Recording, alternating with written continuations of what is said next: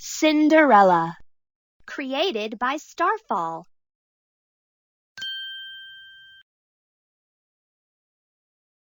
Cinderella lived with her mother and father in a kingdom far away. Her parents were good people who owned a beautiful home on a large estate. They were wealthy compared with most.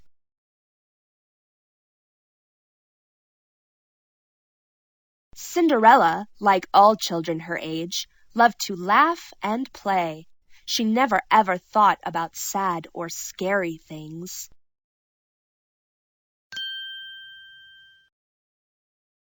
Everything changed for Cinderella when, on a cold February morning, her mother died.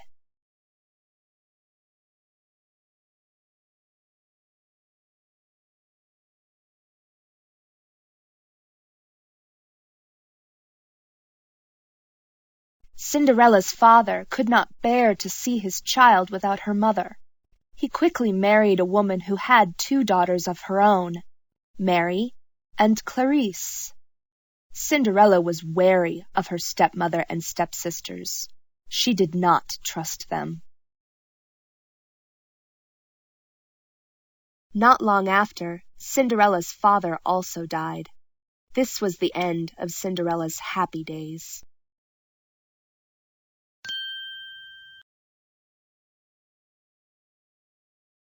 Cinderella was wise to be wary.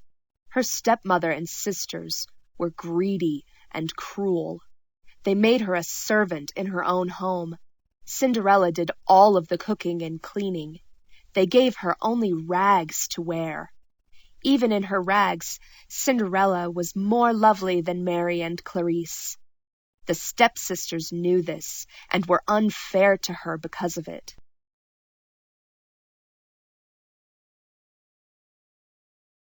Cinderella missed her parents and thought of them every day.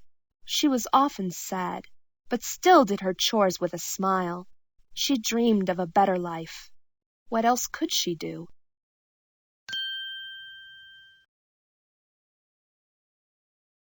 Cinderella answered a knock at the door. A short, hairy man handed her a letter and said, "From the prince, miss." He bowed and went on his way. Cinderella carried the letter to her stepsisters. Clarice grabbed it greedily and said, "Give it here!" Mary grabbed it from Clarice and said, "Give it to me! You'll tear it!"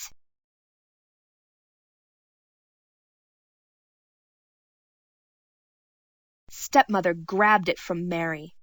She read the letter and exclaimed, "The prince is having a ball tonight. Every girl in the whole kingdom must attend."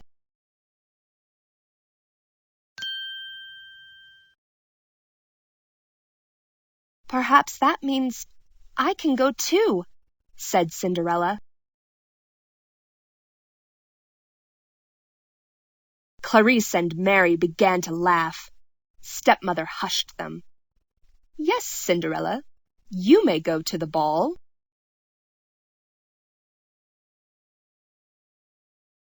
The sisters gasped. Cinderella was wary. Stepmother said, "Perhaps. You may attend the ball if you finish all of your chores and if you find something to wear."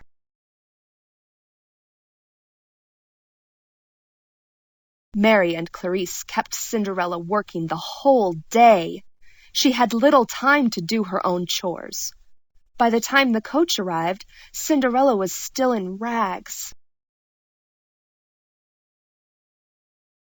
Cinderella opened the coach door to help her stepmother and stepsisters inside. Stepmother asked with a cruel laugh, "Cinderella, why aren't you ready to go?" Cinderella said not a word. She bowed, closed the coach door, and watched as it rolled out of sight. Cinderella sat at the foot of the stairs. She began to cry. "Oh, how I wish I could go to the ball."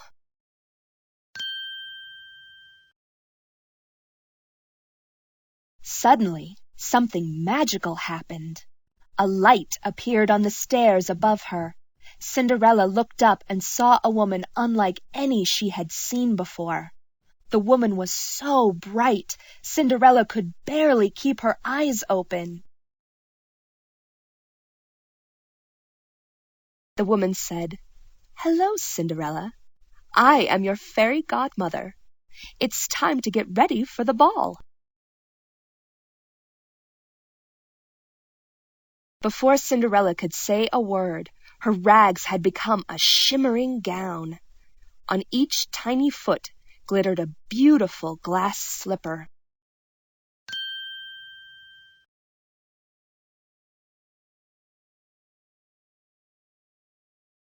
The fairy godmother changed a pumpkin into a coach and 4 mice into horses. She helped Cinderella into the coach. When Cinderella tried to thank her, the fairy godmother placed a finger on Cinderella's lips. "Remember this, my dear child. Be home before midnight, for at that time the spell will be ended. Everything will be as it was." Cinderella had never been to a ball before. She knew only work and rags. She walked around the ballroom. She filled her eyes with all the beautiful sights. The prince saw Cinderella walking alone. He asked the king and queen, his parents, "Who is that lovely young woman?" The prince didn't wait for an answer. He walked up to Cinderella and asked her to dance. Cinderella did not know that he was the prince. They danced and danced until she heard the first strike of midnight.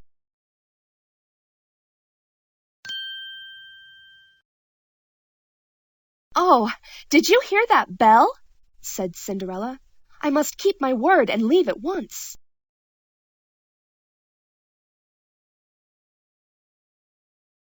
Cinderella turned from the prince. He could not believe his eyes. She ran out of the ballroom and down the stairs to her carriage. She lost one of her slippers along the way, but did not stop to pick it up.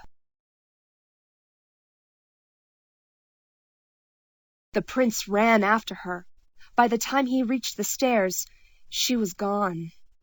All she had left behind was one glass slipper. The prince exclaimed, "I must find the young woman who fits this slipper. When I do, I will marry her."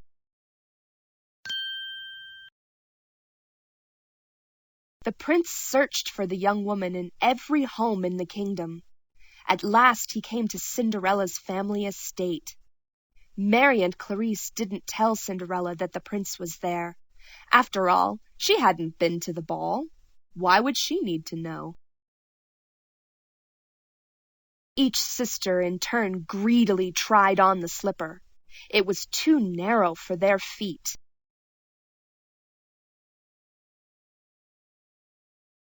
Cinderella walked into the room wearing her rags. She found herself face to face with the prince.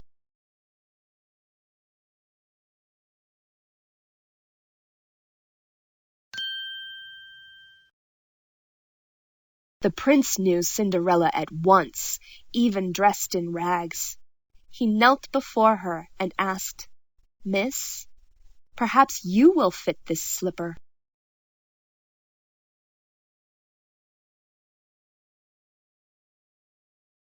Cinderella's stepmother stood between Cinderella and the prince. "No, no, sir. This girl is but a servant. She could not have been at your ball." But the prince would not be fooled. Cinderella sat down, and the prince placed the slipper on her foot. It fit perfectly. Cinderella pulled the other slipper from her pocket and put it on. Suddenly her rags changed back into her shimmering gown. The prince's search had come to an end. Cinderella was the young woman he was looking for. The end.